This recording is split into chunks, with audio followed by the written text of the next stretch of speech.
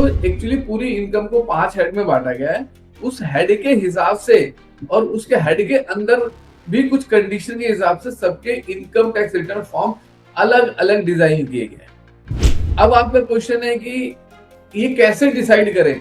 तो जो हमारे जो फॉर्म है ना, फॉर्म के अंदर साथ में जब ये यूटिलिटी से पहले जब ये फॉर्म आता है, उसके अंदर इंस्ट्रक्शंस लिखी हुई है। फॉर्म के ऊपर भी लिखा हुआ है कि इस फॉर्म को भरने वाले कौन कौन से लोग एलिजिबल हैं। जैसे कि डबल एड्रेस का कॉन्सेप्ट आ गया है कि पहले क्या होता था, आप एक ही एड्रेस भरते थे, लोगों के पास कोई करंट में कहीं और आता, परमानेंट कहीं और एड्रेस है।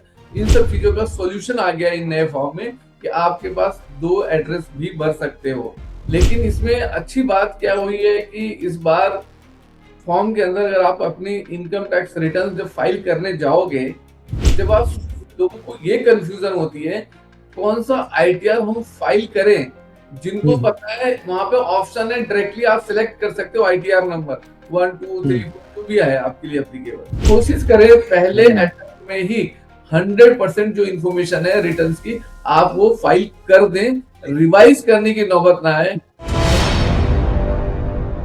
भारत में इस वक्त इनकम टैक्स पेयर यानी आयकर दाताओं की नजर इनकम टैक्स डिपार्टमेंट पर है, क्योंकि इस वक्त सभी के मन में यह सवाल उठ रहे हैं कि हमें अपनी इनकम टैक्स रिटर्न फाइल करनी है तो कौन सा फॉर्म भरना होगा और यह फॉर्म कब तक इनकम टैक्स डिपार्टमेंट अपनी वेबसाइट पर इस यूटिलिटी के जरिए अपलोड करेगा।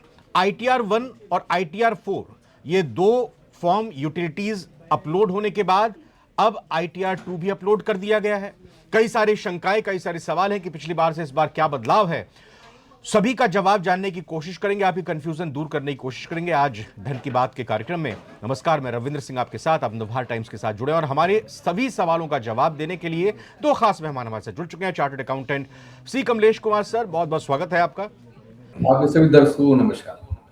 और साथ ही साथ हमारे navbharattimes.com NBT ऑनलाइन के बिजनेस एडिटर शिशिर चौरसिया जी भी जुड़ चुके हैं। शिशिर जी, आपका भी बहुत बहुत स्वागत है। सर, 3 फॉर्म आ गए, पहले ITR 1 और ITR 4 आया। कमलेश सर, मेरा सवाल आपसे, और अब ITR 2 भी की यूटिलिटी अपलोड कर दी गई है, लेकिन ये कैसे किसी टैक्स पेयर को पता चलेगा कि उसके लिए कौन सा फॉर्म है? इसी से शुरुआत करते हैं सर देखिए, सबके इनकम के हिसाब से इनकम टैक्स डिपार्टमेंट ने ITR फॉर्म डिजाइन किया हुआ है। ये डिसाइन करना है कि किसकी इनकम किस तरह की है। किसी को सैलरी इनकम होती है, किसी को कैपिटल गेन से इनकम होती है, किसी को हाउस प्रॉपर्टी से इनकम होती है, किसी को एफडी का इंटरेस्ट होता है जिसको अदर सोर्सेज बोलते हैं, किसी को डिविडेंड आता है, किसी को 1 से ज्यादा घर है, किसी को 2 से ज्यादा घर है।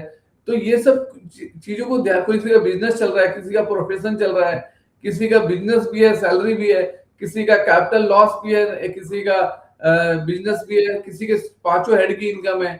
तो एक्चुअली पूरी इनकम को 5 हेड में बांटा गया है। उस हेड के हिसाब से और उसके हेड के अंदर भी कुछ कंडीशन के हिसाब से सबके इनकम टैक्स रिटर्न फॉर्म अलग अलग डिजाइन किए गए हैं।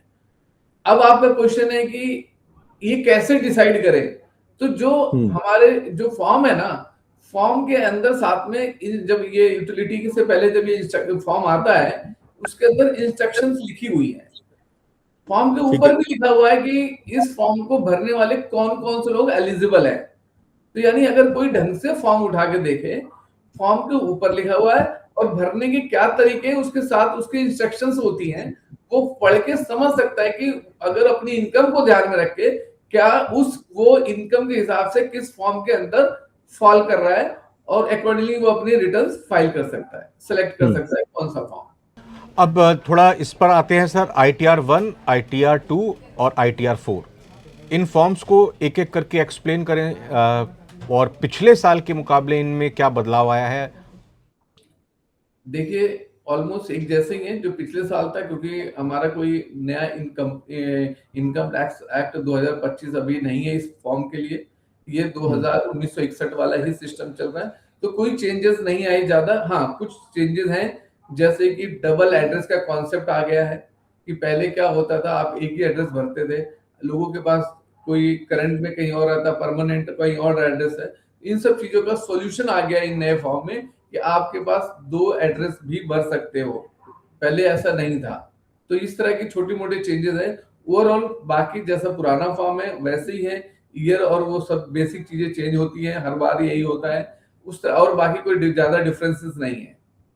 लेकिन इसमें अच्छी बात क्या हुई है कि इस बार फॉर्म के अंदर अगर आप अपनी इनकम टैक्स रिटर्न जब फाइल करने जाओगे, जब आप, लोगों को ये कंफ्यूजन होती है कौन सा आईटीआर हम फाइल करें। जिनको पता है वहां पे ऑप्शन है, डायरेक्टली आप सिलेक्ट कर सकते हो आईटीआर नंबर 1 2 3 4 जो भी है आपके लिए एप्लीकेबल। फिलहाल अभी 3 ही फॉर्म आए हैं, आईटीआर 1, आईटीआर 2 और आईटीआर 4। लेकिन जब आपको पता नहीं है कि आपको 1 एप्लीकेबल है, 2 एप्लीकेबल है, 4 एप्लीकेबल है, उस केस में साथ में एक और विंडो दे रखी है, आप वहां पे क्लिक करें, वो आपसे कुछ क्वेश्चन पूछेगा, ऑटोमेटिकली क्वेश्चन टाइप का है कि आप रेजिडेंट है या नॉन रेजिडेंट है। रेजिडेंट है तो ordinary resident, not ordinary resident है, आप सिलेक्ट कर लो मैं रेजिडेंट ऑर्डिनरी रेजिडेंट हूं। फिर आपसे कुछ क्वेश्चन पूछेगा कि आप डायरेक्टर हैं कहीं पे, यस और नो जवाब देना है। आपको सारे आंसर यस और नो में देने हैं कि आप डायरेक्टर हो कहीं पे, यस और नो। अगर आप कहते हो यस, तो आपको आगे क्वेश्चन का जवाब देते देते जाओगे आगे, तो आपको बोलेगा ये आईटीआर आपको ये वाला आईटीआर एप्लीकेबल है, आपको नाम बताएगा आईटीआर 1 एप्लीकेबल है या आईटीआर 2 एप्लीकेबल है। तो जब भी कोई कंडीशन आईटीआर 2 वाली आपने सिलेक्ट कर लिया, तो लास्ट में आपको बता देगा नहीं आपको आईटीआर 2 जाना है। तो ये बहुत अच्छा फीचर डाल दिया गया ये डिसाइड करने के लिए कौन सा आईटीआर फाइल कर, क्योंकि जो व्यक्ति अपने रिटर्न्स फाइल कर रहा है, जो एसएससी फाइल कर रहा है, उसको ये तो पता है कि मेरी किस तरह की इनकम है, लेकिन उसको ये नहीं पता कि मुझे कौन सा आईटीआर फाइल करना है। तो ये बहुत अच्छा ये फीचर आ गया इस बार इनकम टैक्स रिटर्न्स को फाइल करते समय पोर्टल के ऊपर। आपको किसी से पूछने की जरूरत नहीं है, आप उनके क्वेश्चन के आंसर देते जाओ। हमें 3-4 क्वेश्चन में से यस नो या 3-4 ऑप्शन में एक सिलेक्ट करना है, या फिर यस नो में आंसर देना है। आपको एट लास्ट में रिजल्ट आ जाएगा, आपको कौन सा आईटीआर एप्लीकेबल है वो सिलेक्ट होकर आ जाएगा। अब वहां से आप शुरू कर सकते हैं अपनी इंफॉर्मेशन, अपनी इनकम टैक्स रिटर्न फाइल करना। जी सर। सर आपने बताया 50 लाख से अधिक आमदनी वाले वेतनभोगी। एक चीज़ सर, नए भारत की जब चर्चा करते हैं तो अब ढेर सारे लोग शेयर बाज़ार में इन्वेस्टमेंट करने लगे हैं। शेयर बाज़ार में निवेश करते हैं तो वो शेयरों की खरीद बिक्री करते होंगे, उन पे घाटा भी होता होगा, मुनाफा भी होता होगा, उन्हें डिविडेंड भी आता होगा। ऐसे वेतनभोगी या निवेशक के लिए कौन से फॉर्म हो सकते हैं? सर, अगर आपके पास सैलरी के अलावा आपके पास या सैलरी है भी या नहीं भी, दोनों केस में अगर आपके पास कैपिटल गेन, जिसको आप बोल रहे हैं सर, उसको बोलते हैं कैपिटल गेन। अगर आपने किसी ने म्यूचुअल फंड, शेयर बाजार में निवेश, हाँ, किसी ने म्यूचुअल फंड में निवेश करके प्रॉफिट कमाया है, या किसी ने शेयर बाजार में इन्वेस्ट करके डायरेक्टली इक्विटी में इन्वेस्ट करके उसमें कोई गेन या प्रॉफिट बुक किया है, तो वो प्रॉफिट देखना पड़ेगा कितना है, लॉन्ग टर्म है या शॉर्ट टर्म है, ये भी ध्यान रखना। अगर आपका शॉर्ट टर्म है तो आपको आईटीआर 1 और 4 नहीं होगा, फिर आपको आईटीआर 2 ही फाइल करना पड़ेगा, ठीक है। लेकिन अगर लॉन्ग टर्म है और वो भी 1.25 लाख रुपए से ऊपर नहीं है, क्योंकि लॉन्ग टर्म में 1,25,000 रुपए तक एग्जाम, उस पर टैक्स नहीं आता। तो अगर आपकी इनकम 1.25 लाख रुपए तक है, शेयर में निवेश करने के बाद जो गेन होता है, तो आपको 1 या 4 एप्लीकेबल आप फाइल कर सकते हो। लेकिन अगर 1,25,000 से ज्यादा है, या शॉर्ट टर्म कैपिटल गेन है, या आपने कोई भी और प्रॉफिट कमाया हुआ इस तरीके का और उससे ज्यादा आ रहा है, तो फिर आपको आईटीआर 2 फाइल करना पड़ेगा, 1 और 4 एप्लीकेबल नहीं होंगे। थोड़ा एक बार सर जानकारी के लिए समझना चाहेंगे कि आईटीआर 1 मतलब जो एक सामान्य नौकरी पेशा व्यक्ति है या एक बिजनेसमैन है जो कोई अपनी दुकान चलाता है, काम करता है, धंधा करता है, तो और एक जो प्रोफेशनल जो हम कह दें कि कंसल्टेंट के तौर पर काम करते हैं, जैसे इवन चार्टर्ड अकाउंटेंट्स हुए, डॉक्टर्स हुए जो अपनी इंडिपेंडेंट प्रैक्टिस कर रहे हैं, या लॉयर्स हुए, या इसके साथ ही साथ और प्राइवेट ट्यूशन जो पढ़ाते हैं, तो इनके लिए कौन कौन सी फॉर्म्स करनी होगी? क्योंकि एक ज़्यादातर जो हमारे समाज में है वो इसी तरह से ही लोग हैं जो इनकम टैक्स पेयर हैं। देखिए सर, जो आपने बोला कि सेल्फ एम्प्लॉयड लोग हैं, चाहे वो प्रोफेशनल हैं, छोटे प्रोफेशनल, बड़े लोग हैं, इनकी कैटेगरीज हैं। अगर जो बहुत बड़े प्रोफेशनल, यानी बहुत बड़े से मतलब इनकम से लेके, अगर आपकी जैसे आपने कहा छोटे मोटे जो टीचर्स हैं, कोचिंग सेंटर पढ़ाते हैं, या प्रोफेशनल चार्टर्ड अकाउंटेंट है, नई प्रैक्टिस कर रहे हैं, या डॉक्टर्स हैं, इन लोगों के लिए अगर दो तरह की कैटेगरीज होती है, विद मेंटेनेंस ऑफ बुक्स और विदाउट मेंटेनेंस ऑफ बुक्स। अगर कोई विद मेंटेनेंस ऑफ बुक्स कहता है, वो प्रॉपर रिकॉर्ड रखेगा, सब कुछ प्रॉफिट एंड लॉस बनाएगा, ऑडिट करवाता है, ये सारी चीजें करता है। एक विदाउट मेंटेनेंस ऑफ बुक्स में, उसमें क्या है, कुछ बेसिक इंफॉर्मेशन आपको मेंटेन करनी है, उस इंफॉर्मेशन के हिसाब से आपको सर्टेन प्रॉफिट आपको डिक्लेयर करना है। मतलब अगर पूरे साल में आपकी रिसीट में एग्जांपल 40 लाख रुपए की रेवेन्यूज आ रही है, तो आप कम से कम 20 लाख रुपए प्रॉफिट डिक्लेयर कर दो, तो आपको कोई भी और रिकॉर्ड या कुछ करने की जरूरत नहीं है। और उस केस में आप ITR 4 फाइल करोगे। ठीक है। ITR 4 कब फाइल करोगे? चाहे आप डॉक्टर हो, वकील हो, CA हो, कोई भी है, लेकिन आपकी जो टर्नओवर है, टोटल रिसीट 50 लाख से कम है या 75 लाख से कम है, दो कैटेगरी है। जब नॉन कैश में 75 लाख है, अगर कैश एलिमेंट है तो 50 लाख रुपए तक। तो एक्चुअली गवर्नमेंट इस तरीके से आपको डिमोटिवेट कर रही है कि आप कैश में ट्रांजेक्शंस ना करें। तो 75 लाख रुपए या 50 लाख रुपए तक आपकी अगर टर्नओवर है और आप उसका 50% तक प्रॉफिट, रेवेन्यू का 50% कम से कम प्रॉफिट डिक्लेयर कर देते हैं, तो आपको फर्दर बुक्स अकाउंट मेंटेन करने की जरूरत नहीं है। आपके लिए ITR 4 एप्लीकेबल होगा, जो कि पहले आ चुका है। आज जो ITR रिलीज हुआ वो ITR 2 है। तो जिनकी बिजनेस इनकम, क्योंकि चाहे CA हो, लॉयर हो, डॉक्टर है, ये सब प्रोफेशन है, या कोई कोचिंग सेंटर पढ़ा रहा है, ये सब प्रोफेशन है, या बिजनेस है, छोटे मोटे बिजनेस भी हैं, तो उनके लिए चाहे इनकम टैक्स फॉर्म में कोई डिफरेंस नहीं है, चाहे आप प्रोफेशनल है या नॉन प्रोफेशनल है, छोटे मोटे बिजनेस करते हैं, प्रेजेंटिव टैक्सेशन फॉलो कर रहे हैं, तो आपको ITR 4 ही फाइल करनी पड़ेगी। दोनों के लिए एक ही फॉर्म है, ITR 4। अच्छा सर, आज से ITR 2 दाखिल होना शुरू हो गया। ये ITR 1 या 2 जैसे इस साल शायद 31 अगस्त तक है ना अंतिम डेट। ITR 1 और 4 ये पहले आ चुका है, ये 31 मतलब 31 अगस्त तक है इस बार। तो ITR 2 कब तक फॉर्म भर सकते हैं? नहीं, देखिए मैं आपको बता दूं, थोड़ा क्लैरिटी दोबारा क्लैरिफाई कर दूं। डेट जो है ना, ड्यू डेट, हाँ, जुलाई और 31 अगस्त।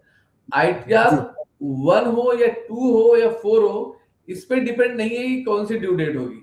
डिपेंड ये करता है कि आपकी किस नेचर की इनकम है। अगर आप बिजनेस हेड के अंदर इनकम आ रही है, यानी ITR 4 या 3 जा रही है, जिसको बिजनेस हेड की इनकम है, उनकी ड्यू डेट जो होगी वो होगी 31 अगस्त। आपकी 1 है या 2 है, ITR कोई भी हो, अगर बिजनेस इनकम नहीं है, ऑडिट नहीं हो रहा है, तो आपकी जो डेट होगी वो 31 जुलाई होगी।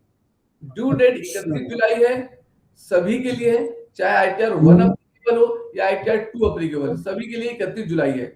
लेकिन अगर 4 हो गया तो फिर आपकी 31 अगस्त हो जाएगी। अगर आपके इनकम में बिजनेस, प्रोफेशनल, इस तरह की कोई इनकम है, तो आप आपकी ITR की डेट 31 अगस्त तक चली जाएगी। इंडिविजुअल के केस में बोल रहा हूं मैं। अदर देन इंडिविजुअल है, सबकी 31 अगस्त है। इंडिविजुअल की सभी इंडिविजुअल की जो डेट है वो 31 जुलाई है, अगर उनकी बिजनेस इनकम नहीं है।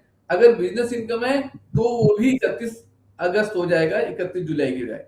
इसका मतलब ये है, हर एक सैलरीड एम्प्लॉय, चाहे उसकी 50 लाख से इनकम ज्यादा हो या कम हो, चाहे वो ITR 1 फाइल कर रहा है या 2 फाइल कर रहा है, सभी की इनकम टैक्स के रिटर्न फाइल करने की ड्यू डेट 31 जुलाई है, क्योंकि इनकी बिजनेस इनकम नहीं है। अगर बिजनेस इनकम हो गई नहीं की, ये डेट बढ़ के 31 अगस्त हो जाएगी। नॉन इंडिविजुअल की भी ऑलरेडी बिजनेस नॉन ऑडिट के केस में 31 अगस्त है। हाँ सर। और रिवाइज कब कर सकते हैं? अगर सब लीजिए कोई गलती हो गई, कोई हमको करेक्शन करनी है, या कोई और चीज़ जो छूट गई है उसको फिर से फिलअप करना है, तो रिवाइज्ड ITR कब तक फाइल कर सकते हैं फिर? सर देखिए, रिवाइज ITR जब ड्यू डेट के बाद 31 अगस्त या ड्यू डेट है या 31 जुलाई ड्यू डेट है, कभी भी इसके बाद आप गलती आप सुधारना चाहते हो, आपके पास पूरा साल है। 31 दिसंबर 2026 तक की डेट होगी, बिना पेनल्टी और फाइन का। ठीक है, क्योंकि इस बजट में ये भी आया हुआ है कि 31 दिसंबर के बाद भी विंडो दे दिया है रिवाइज करने का। पहले ये नहीं होता था। आपको पहले क्या होता था, 31 दिसंबर तक आप अपनी रिटर्न फाइल कर लो, अपनी रिवाइज कर लो, बिलेटेड करना जो करना सब 31 दिसंबर तक करोगे। बट इस बजट में था कि 3 महीने की और कर सकते हो, यानी 31 मार्च 2027 तक कर सकते हो। 3 महीने के और एक्सटेंडेड विंडो मिल गया, पीरियड मिल गया। लेकिन उस पीरियड में आपको कुछ ना कुछ फीस देके आप कर पाओगे, फ्री ऑफ कॉस्ट नहीं कर पाओगे। 31 दिसंबर 2026 तक आप 36 बार रिवाइज कर लो, उसकी कोई फीस या एडिशनल फीस, फाइन कुछ भी नहीं है। लेकिन 31 दिसंबर के बाद अगर और जो आप व्यक्ति हाँ, आपको कुछ ना कुछ फीस देनी पड़ेगी, तब आप कर सकते हो। और कोई 31 जुलाई या 31 अगस्त जो भी लास्ट डेट होती है, अगर तब तक अपनी रिटर्न फाइल ना करे तो क्या फिर आगे मौका नहीं मिलेगा उसे? बिल्कुल मिलेगा, उसको बोलते हैं बिलेटेड रिटर्न। उस बिलेटेड रिटर्न को फिर वो फीस देके कर सकता है। जो 5,000 रुपए की फीस है ना, वो पे करेगा तब फाइल कर सकता है। अगर कोई भी व्यक्ति ड्यू डेट के बाद रिटर्न फाइल करना चाहता है, कर सकता है। उसको बोलते हैं बिलेटेड रिटर्न। उस केस में उसको थोड़ी सरकार को फाइन या फीस देनी पड़ेगी additional, non filing, delay filing of या within the not filing of return within the time. अच्छा, एक चीज़ सर और आपने कहा 1 2 3 4, 1 3 और 4 के मुकाबले ITR 2 में क्या कुछ अलग होता है? कैसे वो अलग है इनसे? वो ITR 2 एक जो उनके लिए है जिनके जो लोग बिजनेस नहीं करते। अलग इसलिए है क्योंकि ITR 4 या 3 उन लोगों के लिए जो बिजनेस करते हैं, लेकिन ITR 2 उनके लिए जिनके पास बिजनेस के अलावा बाकी दुनिया जहां की इनकम है। ठीक है, मतलब उनके पास हर तरह की इनकम है, लेकिन बिजनेस इनकम नहीं है। उनके पास कैपिटल गेन लॉस है, उनके पास हाउस प्रॉपर्टी, ज्यादा प्रॉपर्टी से इनकम है, उनके पास सैलरी से इनकम है, उनके पास डिविडेंड है, उनके पास इंटरेस्ट है, इनके पास रॉयल्टी है। कुछ भी ऐसा आ रहा है जो अदर सोर्सेज में टैक्स, जिनको बिजनेस कैटेगरी में नहीं है, उस सब के सब ITR 2 फाइल करेंगे। उनकी ड्यू डेट 31 जुलाई ही होगी। मतलब इसमें कोई मतलब शक या संदेह नहीं होना चाहिए, ये कोई अलग नहीं, बल्कि एक तरह से कह लीजिए तो आम लोगों के लिए 50 लाख से ज़्यादा कमाने वालों के लिए, या शेयर बाज़ार में जिनका एक्सपोजर है, बहुत ज़्यादा खरीद बिक्री करते हैं और 1.25 लाख रुपए से ज़्यादा हो जाता है, या जिनको नुकसान हुआ है वो अपने नुकसान को कैरी फॉरवर्ड करना चाहते हैं, उनके लिए ये ITR 2 महत्वपूर्ण हो जाता है और इन्हें ही ध्यान देने की आवश्यकता है। हाँ सर, बिल्कुल सही कह रहे हैं। ITR 1 जहाँ पे इनकैपेबल हो जाता है, वहां पे ITR 2 का रोल आ जाता है। यानी आपने अभी अभी बोला 50 लाख से इनकम, सैलरीड इनकम है तो भी, एग्जेम्प्ट इनकम है 5,000 से एग्रीकल्चर से तो भी, या फिर दूसरा आपके पास कैपिटल गेन का लॉसेस हैं, कैरी फॉरवर्ड करना चाहते तो भी, शेयर मार्केट में आप डील कर रहे हैं तो भी, तो इस तरह ये शॉर्ट टर्म कैपिटल गेन है तो भी। तो ऐसे केवल जहां पे ITR 1 इनएप्लीकेबल है, जहां पे ITR 1 में इंफॉर्मेशन पूरी नहीं है, उनके लिए नेक्स्ट स्टेप है ITR 2। ITR 2 में थोड़ा बहुत ज्यादा इंफॉर्मेशन चाहिए होता है, इसलिए उन्होंने ITR 1 और 2 बनाया हुआ, ताकि जो लोग कम इंफॉर्मेशन, कम इनकम है, वो आके सैलरीड एम्प्लॉय छोटे होते हैं, 50 लाख से कम है, वो सब ITR 1 सिंपल होके फाइल कर सकते हैं। ITR 2 वाले थोड़े से ज्यादा डिस्क्लोजर चाहिए, ज्यादा इंफॉर्मेशन चाहिए, उनकी इनकम भी ज्यादा है, इसलिए उनके लिए ITR 2 है, उनको डिस्क्लोजर भी ज्यादा देना पड़ता है। तो सर फिलहाल इनकम टैक्स रिटर्न से रिलेटेड कोई और कन्फ्यूजन्स जो आ रही हों, वैसे तो हम नियमित तौर पर आपसे बातचीत कर ही रहे हैं, तो आप उसको यहाँ पर रखना चाहें आखिर में? देखिए, मैं सभी से ये बोलूंगा कि लोग, अभी मेरे को कॉल्स बहुत आने लग गई है कि मेरे रिटर्न्स, क्योंकि अभी ITR 2 आज ही आया है, तो ऑब्वियसली इसके बाद और ज्यादा कॉल्स आनी शुरू हो जाएंगी। तो सब लोग अभी रिटर्न्स फाइल करने में जल्दीबाजी ना करें, अपने थोड़ा वेट करें। 31 मई के बाद सबके 26 ईयर्स EIS TIS सब अपडेट हो जाएंगे, उसके बाद ही अपने रिटर्न्स फाइल करें। जल्दी में फाइल कर देंगे तो आपको रिवाइज करनी पड़ सकती है। करेक्शन इसलिए बेटर है टू अवॉइड द इशू। इतनी जल्दीबाजी कोई नहीं है। 31 जुलाई या 31 अगस्त लास्ट डेट है। जब आपके पास सारी इंफॉर्मेशन एकत्रित हो जाए, आपके पास अवेलेबल हो, तभी आप इनकम टैक्स रिटर्न फाइल करें। उसका एक मूल कारण है, जब हम रिटर्न रिवाइज करते हैं तो वो रिटर्न एक तरह से इनकम टैक्स पोर्टल पे हाईलाइट होती है। देखो, मैंने आपको पहले भी हम लोगों ने बात की, एआई का जमाना है, वो बहुत जल्दी से अलर्ट हो जाता है, रेड फ्लैग में आ जाता है कि these are return is revise. तो उस सब चीजों को बचने के लिए आप अपने रिटर्न मजबूरी हो तभी रिवाइज करो। कोशिश करें पहले अटेम्प्ट में ही 100% जो इंफॉर्मेशन है रिटर्न्स की आप वो फाइल कर दें, रिवाइज करने की नौबत ना आए। कई बार लोग इतनी जल्दी में होते, नहीं नहीं नहीं कर दो, बाद में पता लगता है कि ये इंफॉर्मेशन कम हो गई, ये ज्यादा हो गई, अब रिवाइज करनी है तो वो कर तो देते हैं। ऐसे केसेस में चांसेस होते हैं इनकम टैक्स डिपार्टमेंट उनको वेरिफिकेशन पॉइंट ऑफ व्यू से स्क्रूटनी के नोटिस भी भेज सकता है। तो उससे अवॉइड करने के लिए जल्दीबाजी नहीं है। 31 जुलाई 31 अगस्त लास्ट डेट है, तो अभी आपके first week of June onward आप अपनी रिटर्न फाइल करना शुरू करें। अभी जल्दीबाजी ना करें।